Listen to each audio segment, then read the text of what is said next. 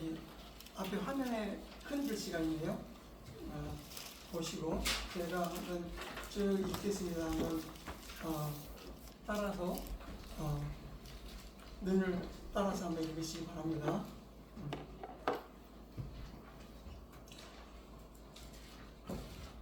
이는 내가 너희를 위해 또 라오디게아에 있는 그들과 육체로 나의 얼굴을 보지 못한 자들 모두를 위해 지니고 있는 심한 갈등이 무엇인지 너희가 알기를 내가 바라기 때문이라. 이는 사랑 안에서 서로 결속되어 전적인 이해의 확실함에서 나오는 모든 부여함에 도달하며 하나님과 아버지와 그리스도의 신비를 인지하는 데 이르러 그들의 마음이 유로를 받게 하려 함이라. 그분 안에는 지혜와 지식의 모든 보물들이 감춰져 있느니라. 그리고 이것을 내가 말하노니 어떤 사람도 유혹하는 말들로 너희를 기만하지 못하게 하려는 것이라. 이는 비록 내가 육체 안에서 떨어져 있으나 그럼에도 영 안에는 내가 너희와 함께 있어 너희의 질서와 그리스도에 대한 너희의 믿음의 견고함을 즐거워하며 바라보고 있기 때문이라. 그러므로 너희가 주이신 그리스도 예수를 영접했던 것과 같이 너희가 그분 안에서 그렇게 살아가라. 그분 안에서 뿌리를 내리고 강화되어 믿음 안에 확고하게 세워져 너희가 가르침을 받아온 대로 그 안에서 감사함을 넘치게 하라. 어떤 사람도 철학과 헛된 속임수로 너희를 약탈하지 못하도록 경계하라. 그것들은 사람들의 전통을 따르는 것이요 세상의 초보 원리를 따르는 것이지 그리스도를 따르는 것이 아니니라. 이는 그분 안에는 신격의 모든 충만함이 몸의 형체로 거하시기 때문이라. 그런즉 너희는 그분 안에서 온전하니 그분께서는 모든 정사와 권능의 머리시라. 아멘.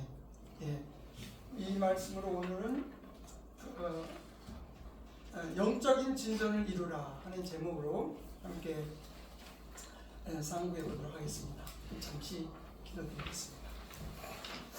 살아계신 하나님 아버지, 오늘 골로새 2장 말씀을 통해서 예수 그리스도가 어떤 분이시고 또 우리를 위해서 행하신 놀라운 일을 함께 생각하며 우리의 믿음이 진전되고 믿음의 길을 지속적으로 가기 위해서 어떻게 해야 될 건지 함께 상고하는 귀한 시간이 되기를 원합니다.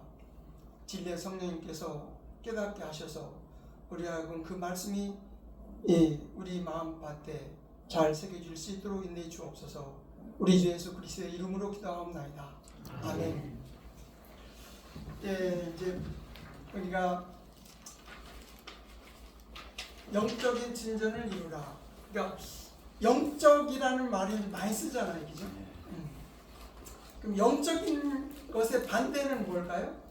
육적이겠죠. 육적. 그러면 영이라고 안 하고 왜 영적이라고 했을까요? 또 육이라고 안 하고 왜 육신이라고 안 하고 육신적이라고 했을까? 그죠? 왜냐하면 영은 안 보이잖아요, 그죠? 영은 안 보이는데 영이 우리의 혼을 타고 나오잖아요. 몸으로 나오죠.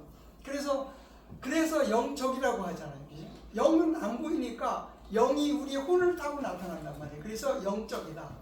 근데 또 육신적이라고 하는 것은 육신이라는 건 안 나타나죠. 죄성이라는 건 있는데 나타나. 그런데 우리 입을 통해서 행동을 통해서 육신이 나오니까 육신적이다 이렇게 부르잖아요, 그죠? 그러면 이제 영적으로 살아간다는 의미는 지난번 한번 말씀드렸듯이 우리가 수도꼭지 왼쪽으로 틀면 뜨거물이 나오잖아요. 오른쪽으로 틀면 찬물이 나오죠. 이건 우리가 이렇게 틀으나 저렇게 틀으나 방향이란 말이에요. 그러니까 우리가 영적이다 그럴 때는 우리가 방향을 우리의 혼으로 살아가는 거니까 우리의 혼이 영적으로 틀어놓으면 영적이 되는 거고, 우리의 혼이 육적으로 틀어놓으면 육신이 되는 거예요. 너무 간단해요.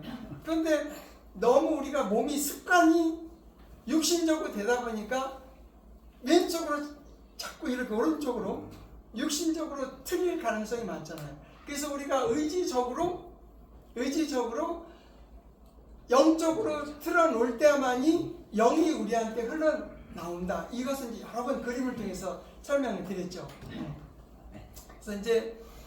그래서 영적인 진전을 이루기 위해서는 우리가 이제 그러면 그 영적으로 틀어놓는 거에서 좀 더 구체적으로 얘기하자면 한마디로 하나님 쪽으로 갈라놓는 거, 우리의 의지를 하나님께 갈라놓는 거, 또 하나님의 말씀에 우리를 의지를 드리는 거, 또 예수님으로 말하자면 예수님의 어떤 그 통치를 받는 거, 예수님 우리 안에 계신 예수님의 통치를 받는 거, 또 이제 우리가 로마서 8장에 있는 대로 성령의 인도를 받는 거, 이것이 전부 영적이다 부른단 말이죠. 그러면 이제 또 육적인 것은 미움, 다툼, 시기, 질투 이런 것으로 지시를 받는 거. 우리 십계명으로 보면 부모를 공경하라, 살인하지 말라, 가늠하지 말라, 도적질하지 말라, 내 이웃을 해하고 거짓 증거하지 말라, 이런 것들이 있잖아요. 이런 것을 어기는 것이 이제 그 육신적으로 행하는 것이란 말이죠. 이제 너무나 분명해요, 그죠? 영적으로 행하고 싶죠. 이제 왜 영적으로 행하고 싶냐면 우리에게 그리스도를 영접해서 우리에게 생명이 있으니까, 그죠? 생명이 있으니까. 그러니까 그리스도가 없다면은 영적이든 육적이든 말이 통하지가 않아요, 그죠? 그래서 이제 우리가 그리스도라고 얘기할 때 처음에 예수님을 믿을 때는 그리스도 온 더 크로스, 십자가에 못 박히신 그리스도를 우리가 믿음으로 구원받았잖아요, 그죠? 근데 지난번에 이제 이를 첫 주에 얘기할 때는 크라이스트 인 유, 너희 안에 계신 그리스도를 통해서 살아간다는 거죠. 그러니까 우리가 믿을 때에는 십자가에 달리신 그리스도를 바라보고 이제 믿는데, 사도 바울이 이제 골로새 1장 27절이죠. 27절에 너희 안에 계신 그리스도 곧 영광의 소망이다. 그러니까 믿을 때 여러분이 알든 모르든 믿든 믿지 않든 그리스도께서 우리 안에 들어와 계신다는 거예요. 응? 그래서 요한일서 5장 11절로 13절까지 말씀 보면 영생은 이것이니 하나님께서 우리에게 영생을 주신 것과 이 생명이 그의 아들 안에 있는 그것이니라. 아들이 있는 자에게는 생명이 있고 하나님의 아들이 없는 자에게는 생명이 없느니라. 그러면서 요한이 이제 내가 하나님의 아들의 이름을 믿는 너희에게 이것을 쓴 것은, 믿기는 믿었는데 이것을 쓴 것은 너희로 하여금 무엇이 있음을, 영생이, 생명이 있음을 알게 하려 함이라. 그러니까 그 당시에서도 예수님을 믿는 것하고 영생을 가지고 있는 것, 소유하고 있는 것하고 이중으로 생각하는 분이 있었던 거예요. 그러니까 예수님을 믿었다면 예수님이 우리 안에 계시고 그분이 영생이다 하는 것을 이제 요한을 얘기하고 있는 거죠. 그죠? 그러면 이제 우리가 예수님을 믿었다 하면 예수님 우리 안에 거하신다는 것이 확실한 거예요. 이제 여러분이 그것에 대한 강조점이 없다 할지라도 내가 예수님을 믿었다, 예수님은 나의 구원자다, 예수님은 나의 죄를 위해서 죽으시고 부활하신 분이다, 그 사실을 믿었다면 예수님 우리 안에 거하신다는 거죠. 그래서 이제 그리스도 우리 안에 너희 안에 계신 그리스도를 이제 사도 바울이 이제 강조하고 있다. 그래서 이것이 하나님의 분배 사역이라고 그랬잖아요. 하나님의 분배라는 건 뭐냐? 하나님께서 나누어 주신다는 거예요. 무엇을 나누어 주시느냐? 무엇을 나누어 주냐면 자기의 생명을 나눠 주시는 거예요. 누구를 통해서? 예수님을 통해서 자기 생명을 나눠 주시는 거예요. 이것이 하나님의 분배 사역이고 하나님의 신비라는 거예요. 그렇죠. 왜냐하면 구약 시대에는 하나님이 성전에 계셨잖아요. 성전에 계시고 이스라엘 백성들에게 하나님의 그 계명을 주시면서 지키라고 말씀하셨는데 그게 5번째 경륜인데 이제 6번째 경륜으로 넘어오면서는 그렇게 하니까 사람들이 계명을 못 지켜요. 능력이 없어.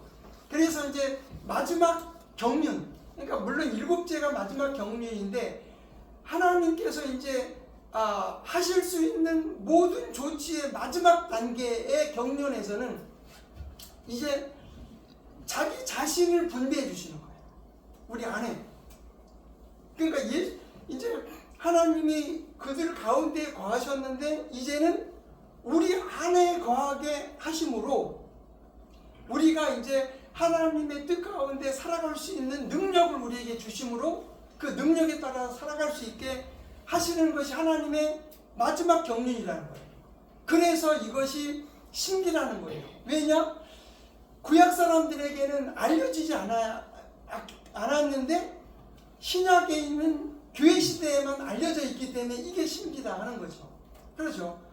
놀라운 신비해. 그래서 이제 하나님께서 우리에게 자기 자신을 나누어 주시고 그리스도를 통해서 나누어 주시고 그 다음에 이제 우리 하나하나가 모여서 교회가 됐잖아요. 교회가 됐어. 이제 사도 바울이 결국 하나님의 분배 사역을 맡은 그 청지기로서 이제 교회를 섬긴단 말이죠. 각자 하나님 사람들에게 복음을 전해서 예수 그리스도를 영접하게 만들고 그 사람들이 모인 그 교회를 이제 섬긴단 말이죠. 예수님은 교회를 위해서 자기 목숨을 주셨고 이제 하늘에 가셨는데 이제 그 몸은 지금 이 땅에 있잖아요. 이 몸은 이 땅에 있는데 이 땅에는 많은 그 핍박과 또 이단 사상과 여러 가지 세상 철학이 있다 보니 이 몸을 잘 세우는 것이 이제 사도 바울이 이 자기 청지기로서의 맡은 직분인데 쉽지 않더라는 거예요. 그러니까 복음을 전해서 영접을 해서 이제 구원 받았는데, 그러니까 고린도 교회, 갈라디아 교회, 빌립보 교회, 여기 골로새 교회 많은 교회들이 있잖아요. 그런데 하나님 복음을 전해서 구원받았으면 하나님께서 잘 좀 그 돌봐주셨으면 좋을 터인데 하나님이 저절로 그냥 알아서 돌보시는 게 아니라는 거예요. 그래서 사도 바울이 뭐라고 하냐면 그리스도의 남은 고난을 내 육체에 채운다. 그죠? 내 육체에 채운다. 그러니까 교회를 위해서 내가 섬긴다. 그럴 수밖에 없다는 거예요. 그래서 1절에 보면 뭐라고 그랬냐면 심한 갈등을 가지고 있다. 심한 갈등을 가지고 있다. 1절? 여기는 심한 갈등을 가지고 있다. 사도 바울 같은 분이 갈등을 가지고 있어? 지금 이해가 안 가죠? 그러니까 우리 같은 보통 이제 범인들은 어떤 갈등을 가지고 있어요? 네 거냐 내 거냐 싸우느라고 갈등을 가지고 있죠. 또 돈 문제가 끼면은 너 왜 안 갚아? 그냥 이 갈등 가지고 있죠. 그런데 이제 사도 바울의 갈등은 그 아비로서, 어미로서 자식에 대한 그런 책임 또는 자식을 키우기 위한 그런 갈등인 거예요. 그죠? 요새 같으면 이제 맞벌이 부부를 많이 하시잖아요. 그러면 아이들을 이제 이제 어린이집에다 유치원에다가 또 초등학교 가도 또 방과 수업에다가 막 보내놓고 나면 직장에 가서 이제 애들이 혹시나 어떻게 될까봐 항상 걱정.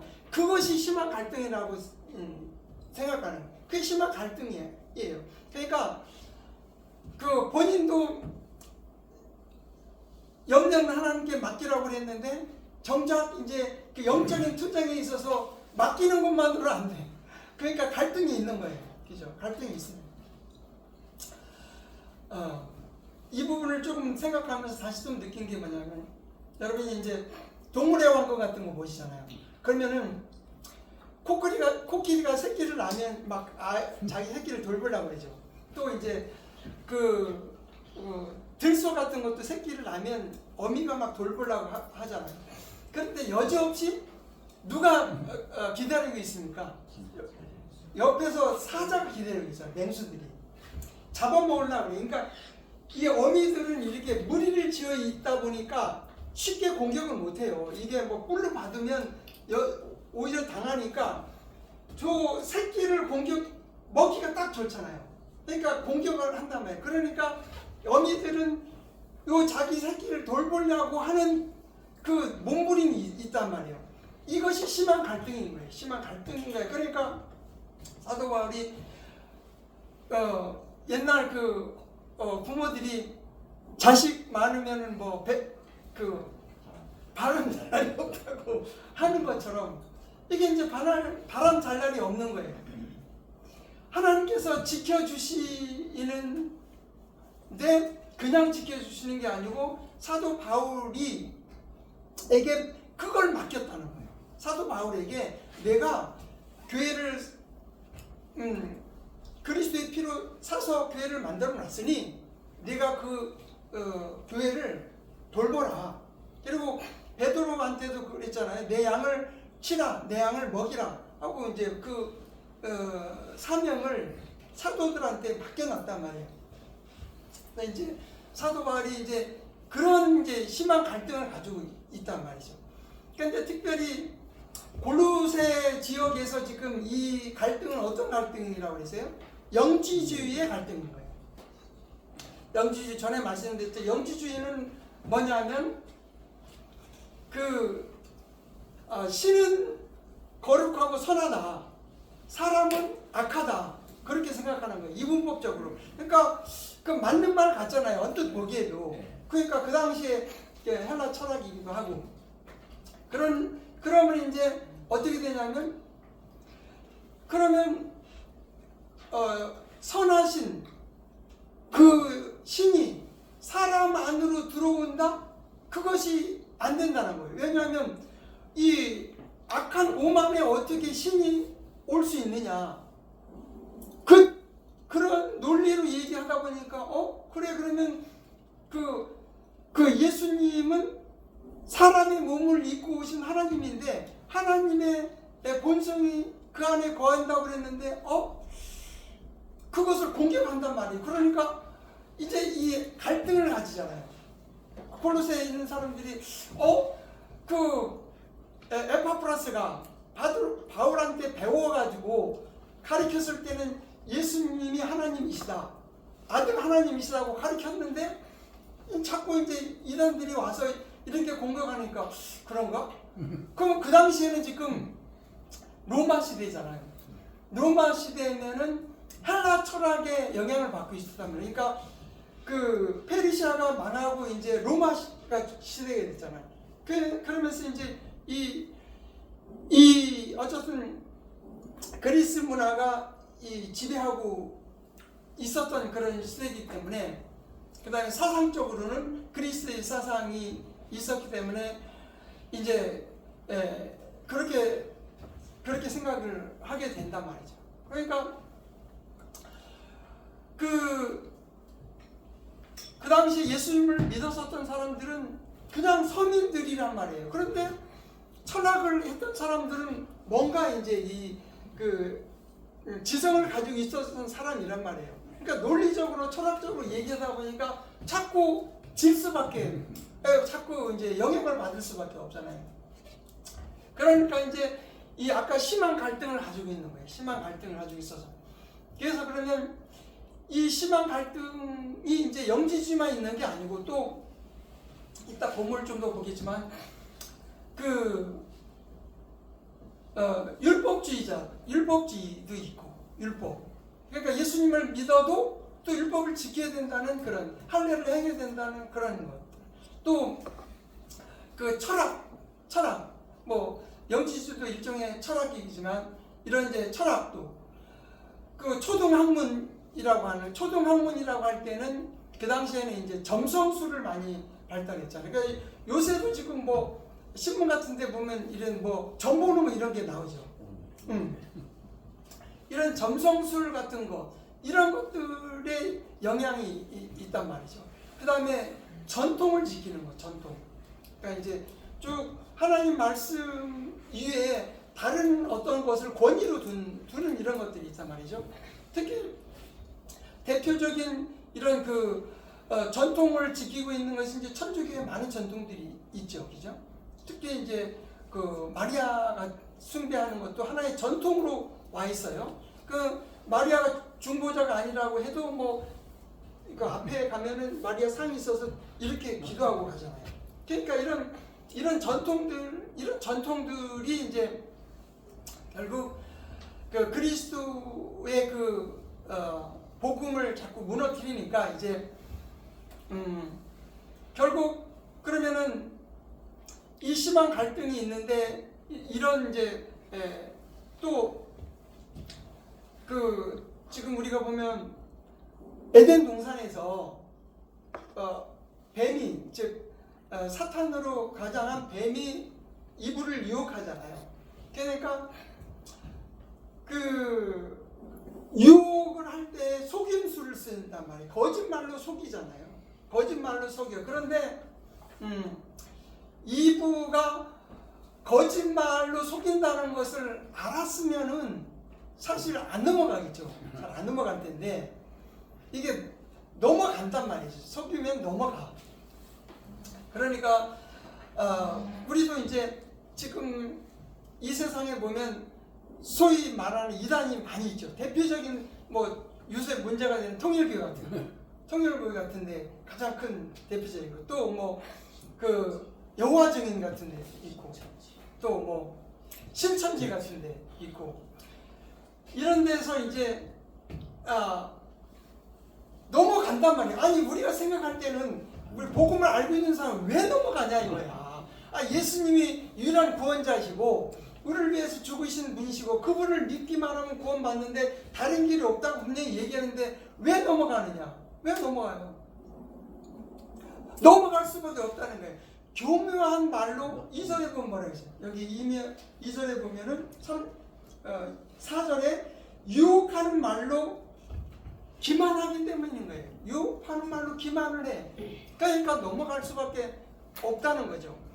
그리고 기존 교회에서 말씀 잘 좀 가르쳤으면 좋았을 텐데 이거 제대로 말씀대로 안 가르치고 그냥 열심히 섬겨라. 그 다음에 열심히 교회 나와라. 이것만 가르쳤지 정말 체계적으로 성경에서 말하는 닥트린 교리를 안 가르치다 보니까 이런 이제 이단 사상을 가진 사람들은 특별히 체계를 가지고 있어야 돼. 나름대로 체계를 가지고 있단 말이에요. 그래서 학습을 해가지고 너 죄가 있어 없어? 응? 너 무엇을 진리를 깨달았어 안 깨달았어? 이런 식으로 막 접근을 하게 되면 이게 이제 준비가 안 됐으니까 거기에 넘어가게 된단 말이에요. 그래서 이제 이게 이 유혹하는 말로 넘어가게 돼 있어요. 넘어가게 돼 있어요. 근데 어쨌든 여러분도 한때는 넘어가신 분이 많으셨잖아요. 그런데 이제는 진리 앞으로 나오셨죠. 그래서 우리가 소수로 모였다 할지라도 정말 우리는 행복한 거예요. 그죠? 물론 그들의 입장에서는 우리가 잘못 틀렸다고 할 수도 있겠죠. 그러나 성경 전반적으로 봤을 때 우리 다들 성경을 가지고 있거든요. 성경을 가지고 있는데 성경 바른 해석, 정통적인 해석을 보면 우리가 옳은 거기 때문에 또 이제 그래서 이런 악한 유혹이 있어서 이제 이것을 어쨌든 거짓말을 하고 속임수를 하니까 이제 이겨야 된단 말이죠. 그런데 이길 수 있는 능력을 갖춘 사람은 어떤 사람인가?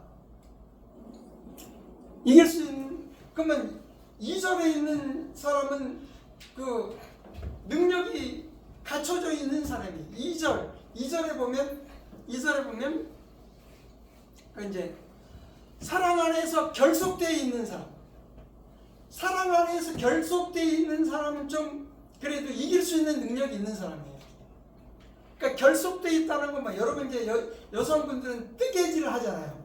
결속이라는 것은 니트라는 거, 뜨개질을 한다는 거거든요. 뜨개질하면 옆에 실하고 막 얽혀져 있잖아요. 그러면 한 실으라기로 하면 쉽게 뜯어지는데 얽혀 있으면 안 뜯어지잖아요. 그런 것처럼 사랑으로 결속되어 있으면 안 뜯어진단 말이에요. 아까 동물의 왕국 얘기했듯이 버펄로 같은 큰 짐승들도 하나가 있으면은 사자들이 그것만 노리잖아요. 거기만 노려서 공격을 하거든요. 그런데 무리가 있으면 공격을 못해요. 왜냐하면 뿔로 함께 저항을 하게 되면 오히려 사자가 그 뿔로 당해서 죽거든요. 그런데 혼자 있으면 공격을 받게 된단 말이에요. 아무리 뿔이 있고 뭐 덩치가 커도 사자는 아주 공격력이 세잖아요. 어디를 무냐면은 바로 여기를 물어요. 여기를 물고 놓지를 않아. 그러면은 결국은 아무리 힘센 그 버펄로라고 해도 결국 지쳐서 이제는 피 흘리다 보면 쓰러진단 말이에요. 여기 놓고 안 놓는데 어떻게? 재간이 없죠. 그래서 사랑으로 결속되어 있으면 이제 공격 받지를 않는다면 이길 수 있는데 사랑으로 결속되어 있지 않을 때는 실패한단 말이죠. 그 다음에 두 번째 또 뭐라고 그랬어요? 전적인 이해의 확신. 전적인 이해의 확신은 뭐예요? 하나님의 말씀을 이해하고 있어. 아버지와 아들과 성령님이 누군지, 예수 그리스도가 누구신지, 예수님이 그러니까 인카네이션, 하나님으로서 인간으로 오신 분이 예수님이고, 그분이 대속적인 죽음을 죽으시고 육체적으로 부활하셔서 승천하셔서 다시 오실 분이라는 이런 이제 기본적인 이런 것들을 이제 좀 알아야 되는데, 이 전적인 이해에 대해서 확신을 가져야 된단 말이에요. 그 다음에 성령 침례가 뭔지, 성령 충만이 뭔지, 그 다음에 그리스도인의 삶의 기본적인 요소가 뭔지, 그리스도인의 삶을 나타내는 특징이 뭔지, 이런 것들을 알고 그 안에서 확신을 거해야 되는데, 이 확신이 없으면 그 전적인 이해의 확신이 없으면 이제 그렇게 돼. 그 다음에 또 전적인 이해에 대한 확신으로 말미암아 또 뭐예요? 부요함이 해야 돼. 부요해야 돼. 마음속에 부요해야 돼요. 부요해야 되는, 부요한다는 건 마음이 채워져야 되는 거지. 그러니까 사도 바울이 골로새 교회에 뭐라고 기도했어요? 모든 지혜와 영적인 지각을 주셔서 하나의 뜻을 아는 것으로 채워지게 하시고, 그죠? 하나님의 뜻을 아는 것으로 채워지게 하시고. 그래서 이제 그렇게 기도 드렸잖아요. 그러니까 하나님의 뜻을 아는 것으로 채워져야 된다. 풍성하면은 뭐 사탄이 교묘하게 공격을 해도 넘어지지가 않겠죠. 그 다음에 또 하나님과 아버지와 그리스도의 신비를 인지하는 데 이른다. 그러니까 하나님의 신비, 아버지의 신비, 그리스도의 신비를 인지한다. 그러니까 지금 하나님의 신비는 뭐예요? 하나님의 신비는 성경 전체를 보면 하나님이 어느 분이, 그러니까 출애굽기에서 하나님을 뭐라고 불렀어요? I am that I am. 나는 스스로 있는 자다 하면서 이제 여호와라는 이름으로 불리잖아요. 쭉 그런 하나님에 대해서 아는 거고, 그 다음에 아버지의 신비. 구약에서는 하나님을 아버지로 잘 계시가 안 돼 있죠. 그러나 신약에서는 하나님은 아버지로 계시돼 있잖아요. 그러니까 하나님은 굉장히 두려우신 분, 전능하신 분, 창조주, 심판자, 이런 개념이 더 강한데, 아버지는 뭐예요? 좀 더 친근감이 있잖아요, 우리에게 아버지 하면. 근데 전에 엄명자님 아버지가 너무 엄하셔가지고 아버지의 그 이미지가 저기 내 마음속에 잘 안 떠오른다, 이런 말씀도 하시던데, 어쨌든 이제 그 아버지는 그래도 그나마 친밀한 거예요. 그러니까 신약에서 하나님은 아버지로 계시가 되어 있단 말이에요. 아버지의 신비. 그러니까 또 그리스도의 신비. 그러니까 그리스도가 우리 안에 거하신다는 게 신비라고 그랬잖아요. 너희 안에 계신 그리스도 곧 영광의 소망이다. 그리스도께서 우리 안에 계신 것이 신비다 그러는 거예요. 우리는 느낄 수는 없지만 그게 말씀에서 그렇게 얘기하고 있다는 거예요. 그게 신비라는 거예요. 우리는 믿음으로 그걸 받아들이는 거예요. 그게 신비다. 그래서 하나님과 아버지와 그리스도의 신비를 또 이해하고, 그 다음에 또 그 위로를, 말씀에서 위로를 받는, 그러니까 우리가 이제 위로를 받는다 그럴 때는 뭔가 슬픔, 어려움을 당할 때 1차적으로 위로를 받는 것은 하나님의 말씀을 통해서, 하나님을 통해서 위로를 받잖아요. 요새 우리가 시편을 보잖아요. 시편 저자들이 표현하는 게 뭐예요? 하나님, 나 괴롭습니다. 하나님, 나 적에게 공격을 당합니다. 나를 구원해 주세요. 이거잖아요, 그죠? 그러니까 그 하나님 앞에 나가서 하나님의 위로를 받는 거예요. 그러니까 우리는 이제 이 시편을 통해서 믿음의 선진들도 동일한 이런 고난을 당하고 있구나. 그러니까 나만 당하는 고난이 아니구나 하는 것을 느끼면서 말씀을 통해서 위로를 받는. 그러면 이 정도 수준이 되면은 이제 교활한 말로 공격을 해도 이길 수가 있겠잖아요. 그런데 이제 이게 이런 수준이 안 된다는 거야, 아직은. 그러니까 에파프라스가 복음을 전해서 구원은 받았는데 막 옆에서 이제 이단 사상이, 전통이, 막 유대 율법이 막 공격을 하니까 이게 그 기반이 없어가지고 이게 자꾸 이제 넘어지니까 심각한 갈등을 사도 바울이 가지는 거죠. 어미로서, 아비로서 그런 마음으로.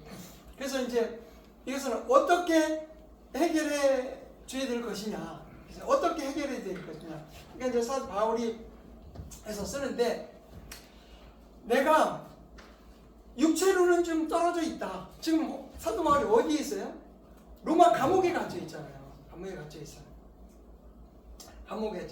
그런데 나는 영으로는 너희를 보고 있다. 너희를 보고 있다. 이렇게 영으로는 보고 있다. 몇 절이죠? 5절. 내가 육체 안에서는 떨어져 있으나 그럼에도 영 안에서는 내가 너희와 함께 있어, 그 다음에 너희의 질서와 그리스도에 대한 너희의 믿음의 확고함을 즐거워하며 바라보고 있기 때문에. 그러니까 바라보고 있다. 그래서 우리가 이제 영으로는 보고 몸은 떨어져 있으니까 바울의 혼은 하나님의 영의 감동을 받아서 편지를 쓰고 있는 거예요. 혼이 써서 격려해 주는 거죠. 그래서 이제 여기에서 분명 영혼 몸에 대한 그런 메커니즘이 분명하죠, 그죠? 그런데 영으로는 도와줄 수 없는 거예요. 영의 영향을 받아, 영의 능력을 받아, 영의 통치를 받은 혼이 도와줄 수 있는 거란 말이죠. 혼이. 그래서 이제 사도 바울이 편지를 써서 그들을 격려해주고 있는 거란 말이에요. 그래서 이제 그러면 너희들이 이제 예수님을 영접했지 않냐? 예수님 영접했지 않냐? Christ in you. 그리스도께서 너희 안에 계시지 않냐? 그러면 예수님을 영접했으니 그분 안에서 걸어가라 하는 얘기를 6절 보세요. 6절 보면 그러면 내가 주이신 그리스도 예수를 영접했던 것 같이 너희가 주이신 그리스도 예수님을 영접했던 것 같이 너희가 그분 안에서 그렇게 살아가라. 살아간다는 말이 영어로 이제 walk, 걸어가라. 걸어가라. 그러니까 결국 예수님을 영접을 했어. 그죠? 그러면 여기서 예수님의 풀네임이 나오잖아요. 주 예수 그리스도. 주 예수 그리스도. 그러니까 주라는 건 뭐예요? 그 전능자 주님, 전능자 하나님을 얘기하는 거예요. 예수는 인간의 몸을 입고 오신 예수님이죠. 그리스도는 하나님 기름 부음을 받은 자로서의 그리스도. 그러니까 예수님의 풀네임은 주 예수 그리스도. 그죠? 그래서 주 예수 그리스도라고 여기 주이신 그리스도 예수님을 영접했어요. 영접을 했으니 그분 안에서 걸어가라. 그분 안에서 걸어가라. 여기서 걸어가라는 말을 영어로 프로그레스라고 나와 있어요. 프로그레스 하면은 프로그레스.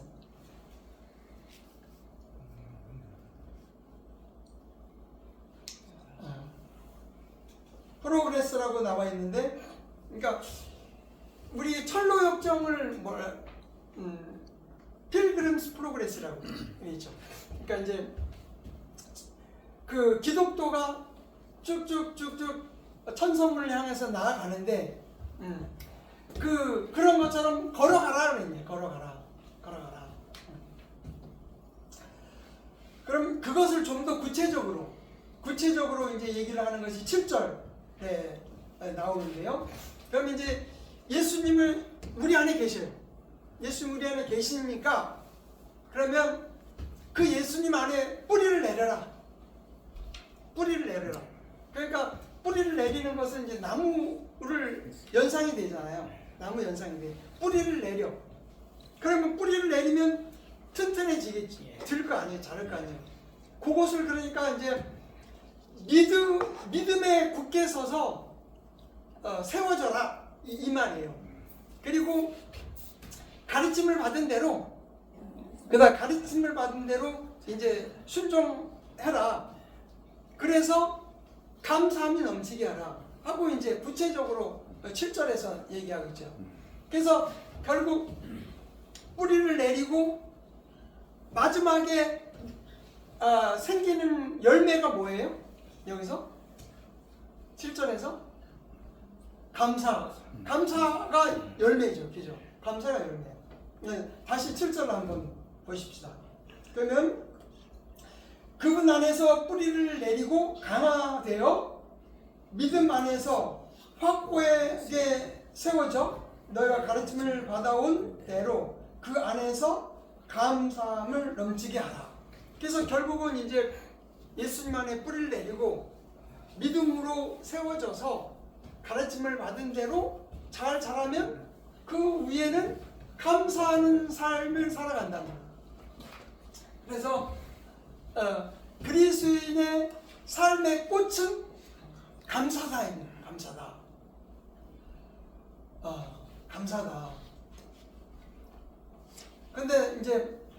근데 항상 기뻐하라, 쉬지 말고 기도하라, 범사에 감사하라. 범사에 감사하라. 사도 바울이 이제 그래서 범사라는 것이 모든 일이잖아요. 모든 일에서 감사하라. 그러면 이제 우리 범인들은 사실 모든 일에 감사하는 게 쉽지 않죠. 그냥 자식이 좀 잘 되고 좋은 일이 잘 되고 내 직장이 좀 잘 풀리고 좀 사업이 잘 되고 그러면 감사하게 되는데 투자했는데 그냥 막 주식이 떨어지고 코인 우리 집사람 친구들 보니까 코인을 엄청 투자해놨는데 완전히 떨어가지고 지금 이제 뭐 울상이 돼가지고 언니 기도 좀 해주세요. 그러면 이 감사가 안 되잖아요. 그런데 그럼에도 불구하고 감사할 수 있는 것은 이제 그래서 이게 신앙이 주관성이 있다는 거예요. 그래도 내가 객관적으로 봐서는 감사가 될 수가 없죠. 감사라는 건 어떤 조건이 주어졌는데 감사인데 아니 그런 악조건을 감사한다? 이것은 이제 이 범인으로서는 그러나 그래서 내가 정말 믿음이 있다고 생각하면 그 속에서 이걸 내가 어떻게 하나님 앞에 감사를 표현하지? 이 고민을 하다 보면 감사거리가 만들어질 수 있다는 거예요. 만들어질 수. 그러니까 이게 전에도 한번 손양원 목사님 얘기하잖아요. 자기가 자기 두 아들을 미국을 유학 보내려고 했는데 결국은 북한 공산당에 의해서 살해됐잖아요. 그러니까 이제 그 감사를 미국에 유학 보내려고 했는데 더 좋게 더 하늘나라에 보내주셔서 감사합니다. 이게 뭐 이게 범인으로는 쓸 수가 없죠. 그러나 진지한 그런 감사를 드리지. 그래서 그것이 증명된 게 그 사람을 자기 아들로 삼았다고 그러잖아요. 그게 진정이기 때문에 아들을 삼을 수 있었던 거죠. 그러니까 이제 이건 그리스도의 수준까지 올라간 분이죠. 그죠? 그러니까 우리 범인으로서는 그렇게 할 수 없지만, 그러니까 이제 이게 어떻게 하면 감사할 수 있을까 생각하면 가능하다는 거죠. 그런데 그냥 평범한 생각으로는 감사할 수가 없다. 그래서 그리스도의 꽃은 감사다. 그래서 어떤 상황이든지 감사하려고 한번 여러분도 고민을 좀 해요.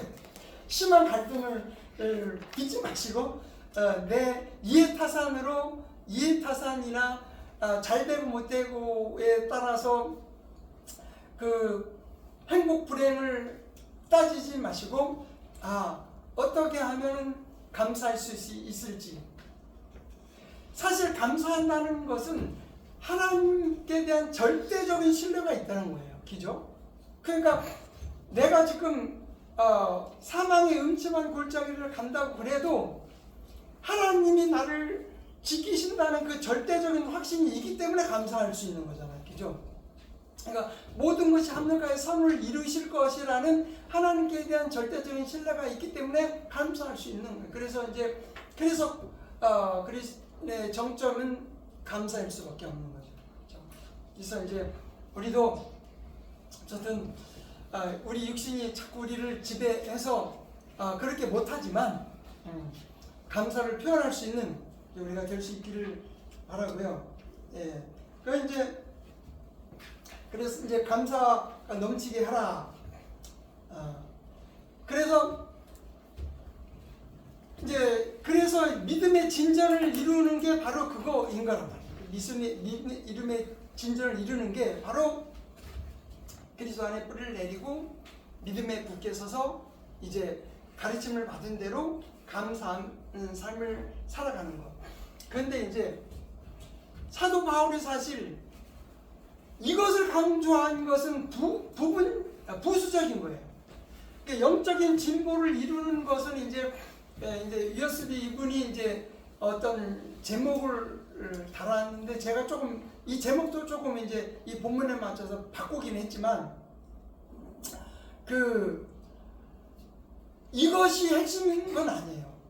사도 바울의 핵심은 바로 그리스도의 핵심이 있는 거예요. 그리스도의 핵심이 있어요. 한번 보세요. 3절. 그분 안에는 지혜와 지식의 모든 보물들이 감춰져 있다. 그러니까 지금 사도 바울이 얘기하려고 하는 건 뭐예요? 너희 안에 크라이스트 인 유, 너희 안에 계신 그리스도는 지혜와 지식의 모든 보화가 감춰져 있는 분이다. 지난번 말씀드렸듯이 밭을 남의 밭인데 우연히 그 안에 엄청난 보화가 발견해서 막 덮고, 예수님이 하신 비유잖아요. 다 덮어놓고 자기 모든 재산을 다 사가지고 그 밭을 샀다.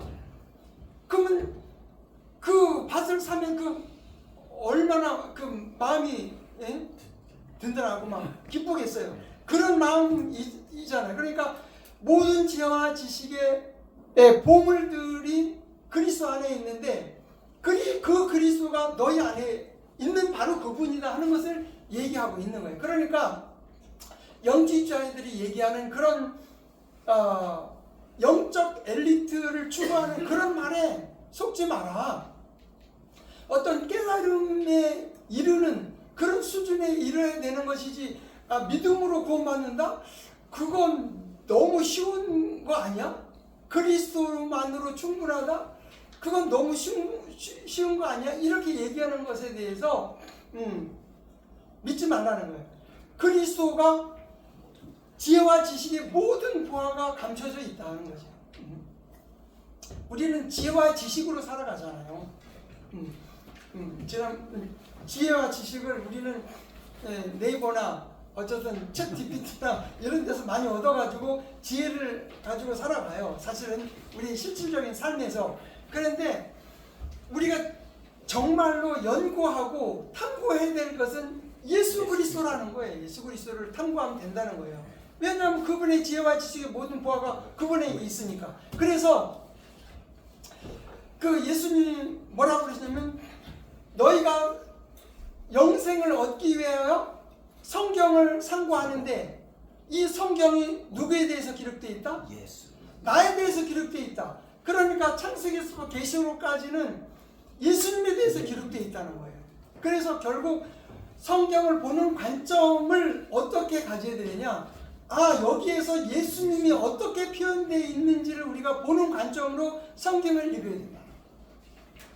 그런데 단순히 거기에 나와 있는 스토리로만 읽을 게 아니고, 그러니까 요셉을 예수님이 가장 많이 계시되었다 이렇게 얘기하잖아요. 그러니까 요셉이 이런 고난 당하고 총리가 된 이런 것들이 그리스도를 예표하고 있구나. 그러면서 그곳에서 그리스도를 또 보고 그리스도를 찬양하고, 그러니까 성경을 보면서 우리가 그리스도를 찬양하는, 그리스도를 발견하는 그런 내 포커스를 맞춰서 보는 것이 우리의 성경을 보는 가장 큰 어떤 관점이다. 관점이다. 모든 지혜와 지식의 모든 보화가 그분에게 감춰져 있으니까, 그죠? 그래서 그리스도를 발견하고 금은 보화를 캐듯이 발견하고. 요새 사우디는 막 그 기름도 많이 나잖아요. 그래가지고 뭐 무슨 네옴시티니 뭐 이렇게 하면서 막 엄청난 도시를 건설하는데, 또 요새는 뭐 무슨 엄청난 그 금이 발견돼 있다고. 뭐 그래가지고 뭐 사우디는 도대체 어떤 데서 하나님께서 왜 사우디 같은 나라만 그런 복을 주시는지 모르겠는데, 어쨌든 그런데 이거 이제 이 세상의 복이고, 영적인 복은 지혜와 지식의 모든 보화가 그리스도 안에 감춰져 있으니까, 자꾸 우리도 뭐 동해안에 뭐 석유하려고 막 시추하잖아요. 막 그런 시추가 아니고 예수 그리스도를 자꾸 발견하려고 막 뽑아내려고 시추를 조금 뿌리를 내리고 하라는 거예요. 사도 바울이 지금 그 안타까운 심정으로 그렇게 얘기하지 않겠습니까? 그죠? 자꾸 옆으로 자꾸 흔들리지 말고. 지난 수요일 날 우리 갈보리에 갔더니 어떤 형제가 이제 메시지를 하던데, 나이가 어린 형제인데 메시지 내용은 잘 전달력은 없지만 그래도 핵심적인 본문을 정했어요. 그래서 이사야 30장 21절, 이것이 길이다. 하나님께서 이것이 길이다. 너희가 이렇게 가기도 하고 저렇게 가는데, 말씀은 오른쪽으로 갈 때는 가지 마, 왼쪽으로 하면 이게 아니야. 똑바로 가. 이 말씀이거든요. 그러니까 이 길을 가라는 거죠. 그러니까 예수님만 좀 추구해봐라. 예수님만 조금 그 보배인 예수님을 좀 자꾸 추구하지. 그래서 그 다음에 이제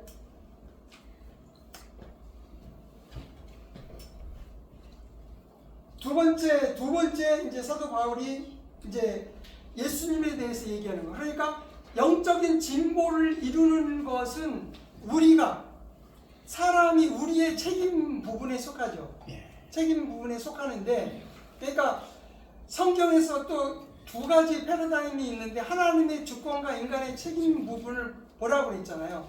하나님이 주권적으로 은혜를 주시지만 인간이 자기 책임으로 그것을 의지를 들이지 않으면 하나님의 주권이 내게 성사되지 않는단 말이죠.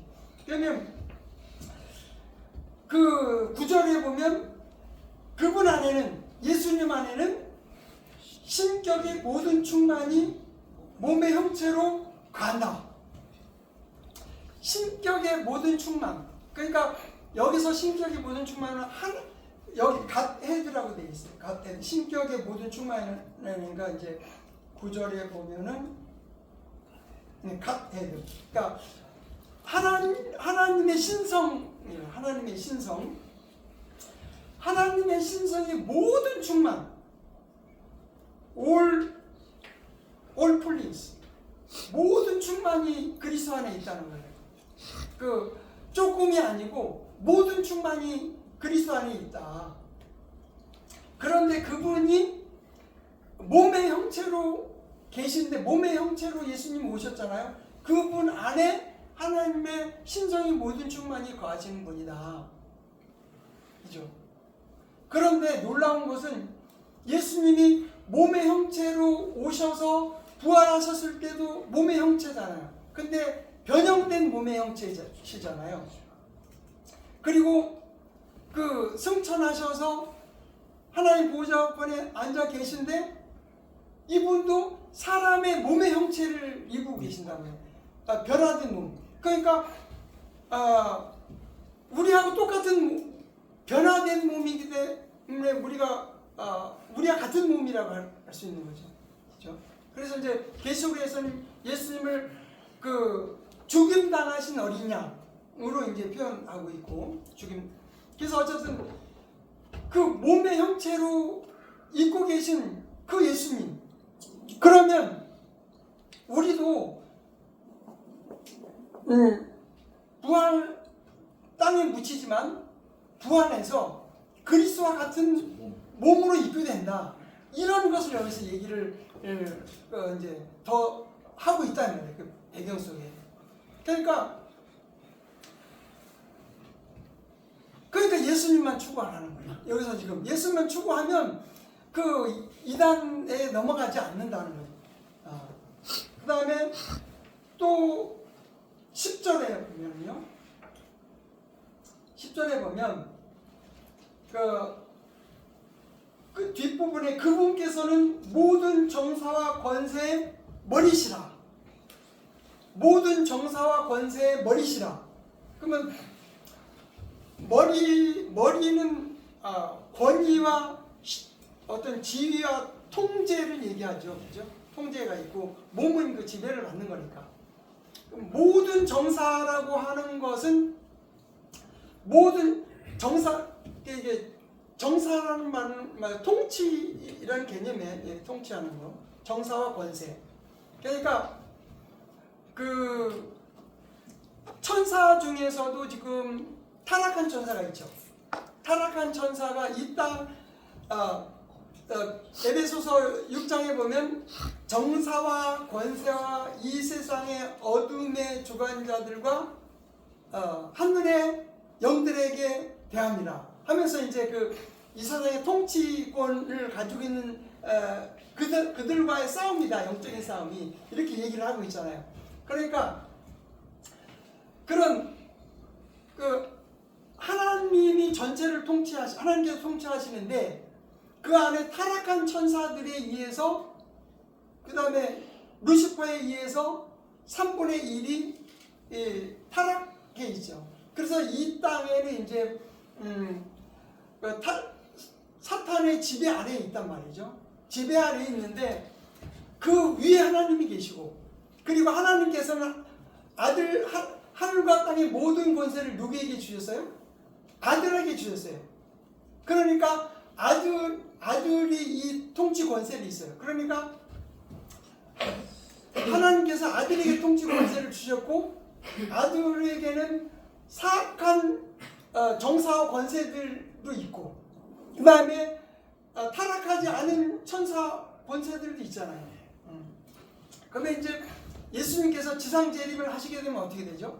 이제 그 적그리스도와 거짓 선지자들은 불과 유황을 탄 옷에 집어넣고, 그 다음에 이제 사탄은 무적행 속에 집어넣고, 그 다음에 천년이 끝나면은 무적행 속에 있는 사탄을 끌어올려서, 그 다음에 천년 동안에 있었던 사람 중에서 구원받지 못한 사람들이 사탄 편에 서게 되면, 그 다음에 마지막 그들을 이제 멸하게 되잖아요. 그래서 불과 유황에 탄 호수 들어가고, 사탄도 마지막에 그곳으로 던져진단 말이에요. 그러니까 이제 모든 권세가 그리스도 안에 있는 거예요.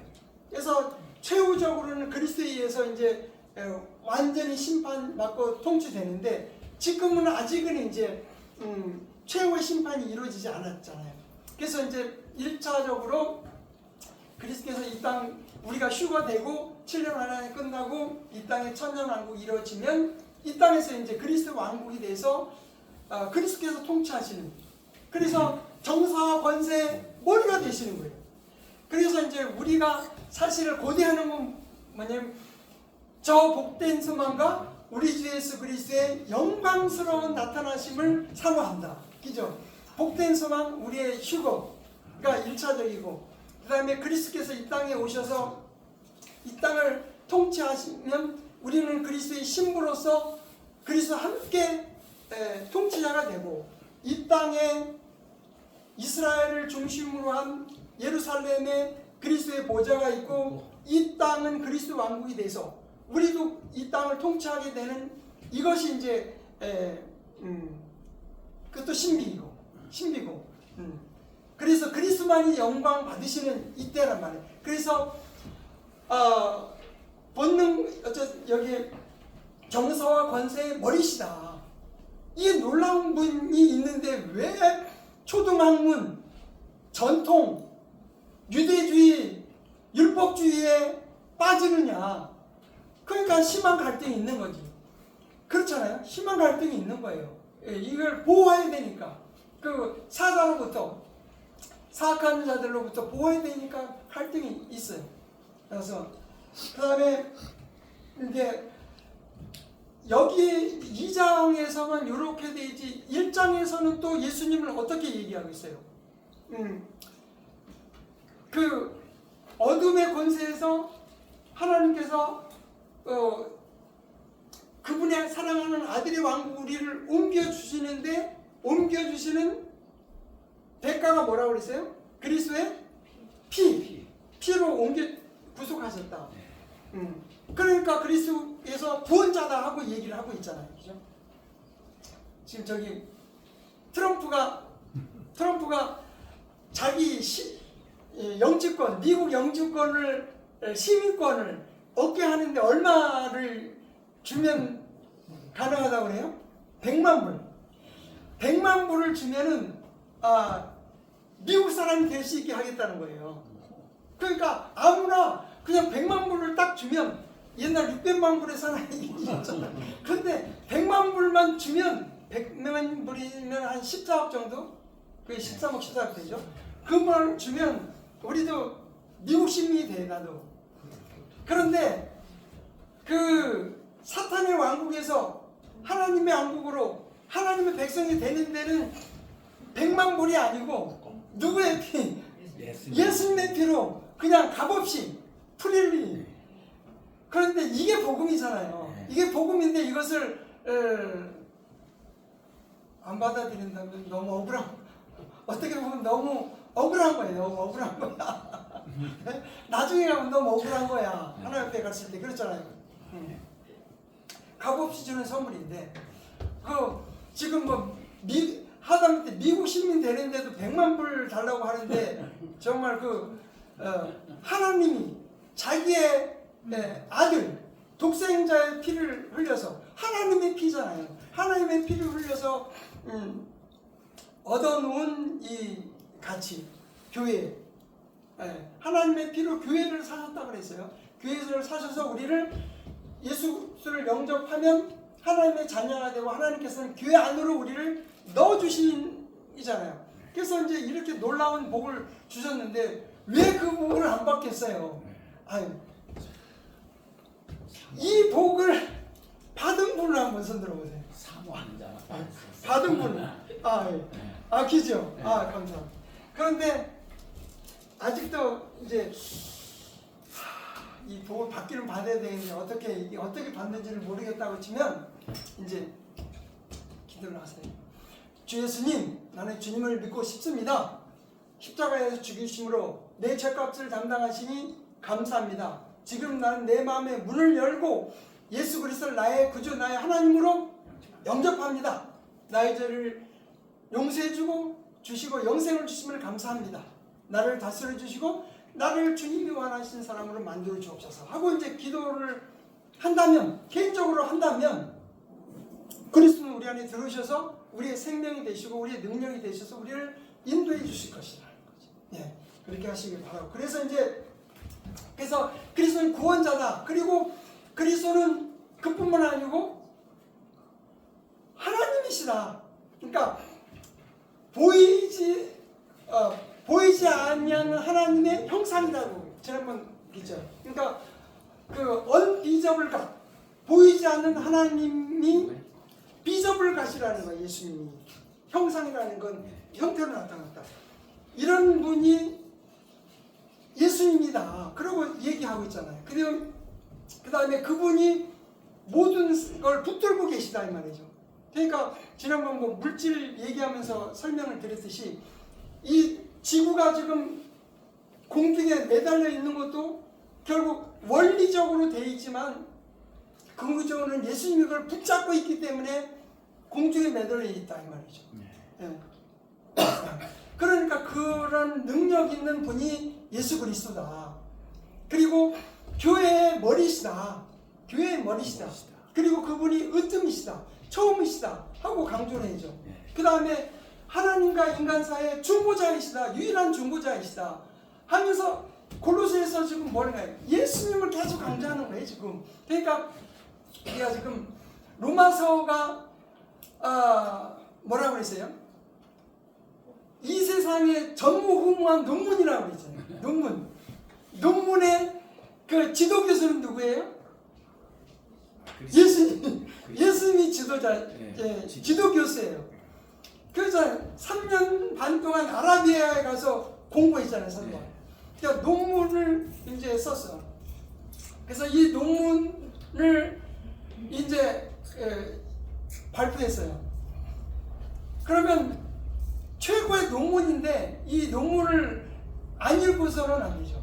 그리스도인이라고 하면 이 논문을 읽어야 돼요. 이해 안 돼도 읽어야 돼. 이해 안 돼도 읽어야 돼. 제가 공관 생활하고 이제 한학기관에 가면서 어쨌든 이제 대학원 갈 수 있는 시간이 있었는데 가서 보니까 교수가 논문을 가져오라는 거예요. 어떤 논문을 그러면 그거 읽어요. 그냥 쭉 읽어. 그러면서 문제의식을 가져라. 계속 그 말만 해요. 그런데 이해가 안 되고 문제의식을 가져라 계속 해석했는데 지도 따르다 보면 이게 무슨 말인지 알게 돼요. 그래서 논문을 자꾸 읽어야 돼.